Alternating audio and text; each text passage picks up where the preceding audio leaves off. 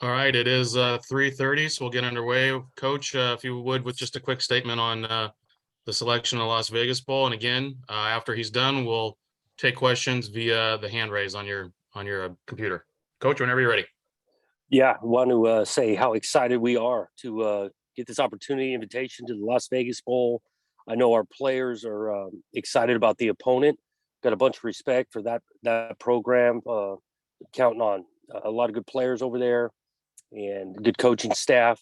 I know our guys are excited to get down to Las Vegas, a big time stadium on the West Coast here, where I'm counting on a lot of their families being able to come, and obviously Beaver Nation showing up in a big way. So couldn't be looking forward to it more. With that, I'll take questions. Okay, Nick, go right ahead. Yeah, Jonathan, the age-old debate about playing the early bowl game versus the later bowl game with the extra practices, is that as big a deal these days, given all the year-round workouts and whatnot? I think anytime you get an opportunity to practice more, it's great. At the same time, I like the idea of playing a little bit earlier, so you don't lose such the amount of time of playing games week in week out for 3 months and then taking a really long pause. And so we've still got some work. We practiced a little bit last week, so we're excited about the game. If we were playing in 2 weeks or in 4 weeks, I know our guys would be really fired up to go. Right, put up that. Oh, go ahead, Nick. I was just say, Rajon Wright put out that thing about he was going in the draft. Does that mean he's not going to be in the bowl game? Yes, he won't. Got a bunch of respect. He did some great things for our program. Battled through the last couple of weeks injury wise, but for him, his long term, look, he wants to chase down the next level, and for him to be able to do it to get started on that sooner. He actually had surgery last week. And so he will not play in the game, and we are in no way disappointed in that decision. It's best for him. Okay, Erica. First off, congratulations on this selection. With the Pac-12 as a conference in general being a lot of times doubted when it comes to football as a Power 5 conference, just seeing that with the final college football rankings, having 6 teams from your conference in the top 18, what does that say about the level of competition that you faced on a weekly basis to get to this point? Yeah, it says how tough it was. And this league this year, and really other years, but this year in particular, highlighted by some teams that were really tough to beat, big time quarterback play, some defenses flying around. And so for our league, we feel really proud that we finished like we have, the amount of teams in the rankings that way. And now it's an opportunity for this league to take another step in these bowl games. And obviously we want Oregon State to be a part of that. Okay, Trevor, you're next. Hey, Jonathan, can you hear me? Can you guys hear me? I can. Yeah. I'm doing it off the phone. Thank you very much. Sorry, I'm doing it off the phone. Jonathan, just what are your early impressions of Florida and facing off against an SEC opponent? Yep. Don't have a detailed impressions of them yet. I did see a good amount of that last game against Florida State. And so they've got some good players in scheme. Anyone coming from the SEC.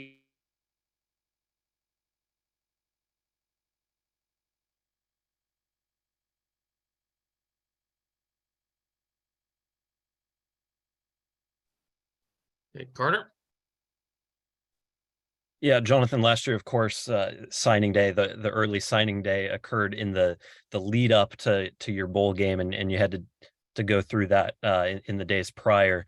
With it being, a couple of days after the bowl game this year, does that change your recruiting process at all, and finalizing those things after the bowl? Hey, Carter, I think we just lost Coach. We'll let him get right back on. All right.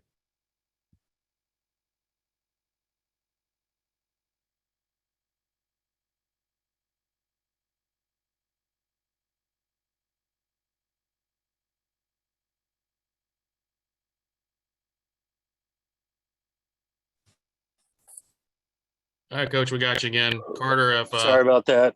No problem, Coach. Carter, if you want to go back with your question.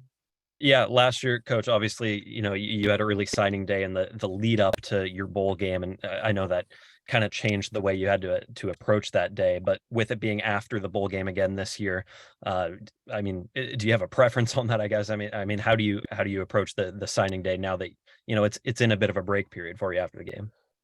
Yeah, it's each week or each year, the calendar falls a little bit differently. The week we are down in Las Vegas is still a contact period, the opportunity to get in homes and that, and so that'll make this a little bit more difficult. So, you got to manage both of it. We got to prepare for a bowl game. We got to be able to recruit. I'm in the middle of a home visit actually now, sitting here in between out of state. So we've got to take advantage of getting out on the road. And then when we travel down to Las Vegas, I think it's a week from tomorrow, we'll be pretty focused on the game. And then again, we've been recruiting these guys a long time, and you got to make the calendar work as it is. But I just generally know how our program's excited to be playing in this game on December 17th. Okay, Nick, we'll go back to you.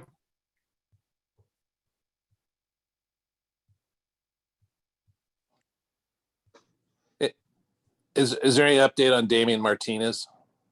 He is good to go. I haven't gotten back. We practiced lightly last week, like I say, but we're totally anticipating him playing in this game. Okay, Aaron.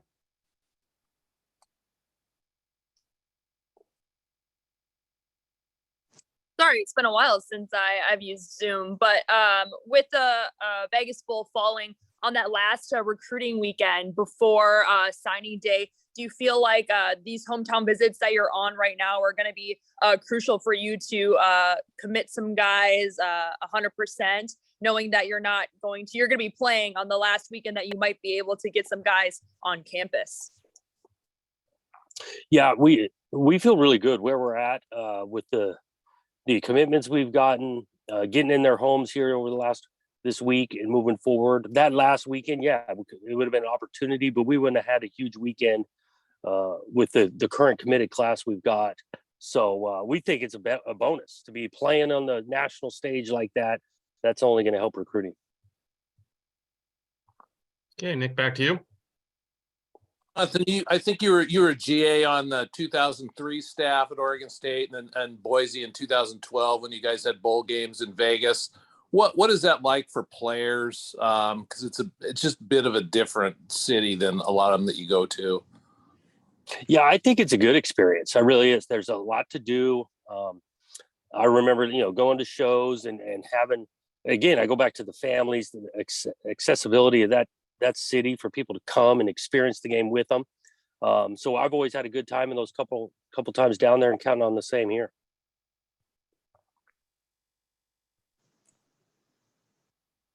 Erica.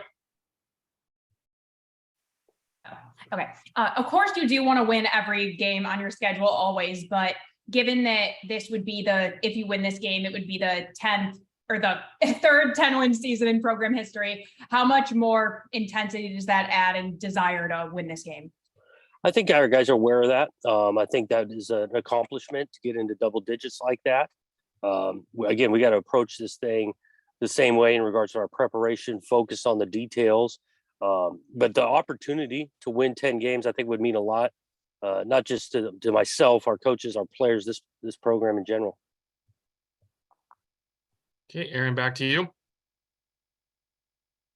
Coach, sorry, I was a little bit late to be on the Zoom call. I'm not sure if you've already answered a question or one related to this, but the way that your season ended with a big win against an in-state rival, how do you think that momentum has kind of helped your guys leading up to this postseason?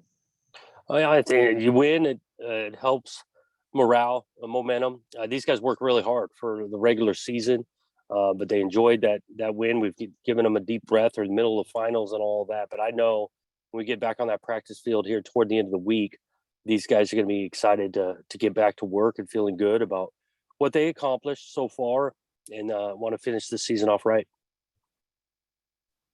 Okay, Les. Yeah, Coach, the guys expressed quite a bit of frustration or dissatisfaction with the way they played in last year's bowl game. Do you think that will impact the way that maybe they prepare and get ready for this year's game? I hope so. I think we learn from all experiences. We got a lot of guys that were a part of the last year's team and that experience. So it wasn't just like the particular game. Looking at the approach, the enjoyment. Yes, we're trying to enjoy the game, but we're trying to prepare throughout the week. And then, yeah, there's festivities. They come. They're good distractions to have. But we're looking for a lot better performance than we had last year, and I know a bunch of our players feel the same way. Okay, Nick, back to you. Yeah, Jonathan, what's kind of schedule of you think you're gonna be putting together for this week and then leading up to game week? Are you going to try to put most of the plan in this week, or does it go in more next week? Yeah, it's a balance. You have most of the plan this week, at least by the end of the week. Again, all of us coaches are out traveling around. We still got to do some visits Monday, Tuesday, Wednesday, but we'll get some coaches back in the office. It's finals week for our players starting tomorrow. And so they've got locked in on those classes. That's why I think we got it targeted for the end of the week to prepare, 3 days or so, and then travel down Monday. And by Monday, when we travel, the entire plan will be in. Angie? Talk about, I know Rajon will not be participating. Anybody else that you're expecting to opt out or not play in this game? Currently, no. But again, these guys have some options and thoughts to put in. But currently, Rajon, no. I know I talked to Luke Musgrave. He's going to try to get to the game. Obviously, he won't play. Ray's going to get to the game as well. But it's a good thing in some ways to have some guys have these options and considerations, because we do. We got some draftable athletes on the team. They're going to make that choice. Obviously, we love them to play, but we ultimately respect what they want to get done moving forward. Especially respect the way all they've done for us so far in their career. So currently, long answer to your question, but currently Ray's the only one. But we will find out as the week progresses. Okay, Aaron? Knowing that your team has kind of struggled with injuries these past few weeks, how important was it for them just to have this light week, kind of focus on getting their schoolwork done and then hit it hard, being able to hit it hard again very soon and get this bowl game kind of, out of the way?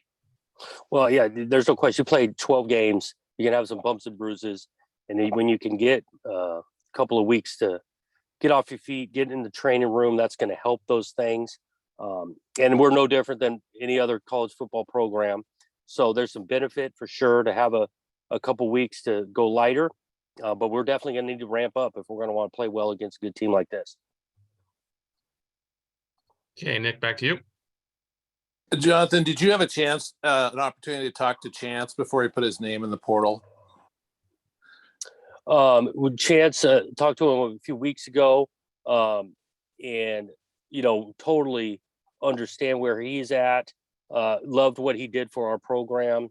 Did a lot, played in a lot of games, and helped us win. So we wish him nothing but best of luck. There's no ill will, I believe, on either side with that decision. Okay, back to you, Angie. Playing somebody like Florida, it has a name. They haven't had the best season, but I know you guys have tried to get back into recruiting Florida some. You have a couple commits, have a couple targets. Does that help, you think, matching up with Florida? Yeah, no question. We have gotten a few flew in Florida over the last couple of years, chasing a few. Again, this year, there's a lot of players out there, and so name recognition matters. And so letting them know that we're going to be playing those has grabbed the attention of those guys from that state, because they know the rich history and tradition of the Florida Gators. Okay, Aaron? I think I forgot to take down my hand, but I'll ask another question. Just how excited are you to just kind of be back in the same position that you were last year? And what can you say about kind of the projection of the program and where it's going and the expectation of making a bowl game every single year? Yeah, we wanted to go again. That's what at least you're trying to do, is get yourself to post-game or post-season play.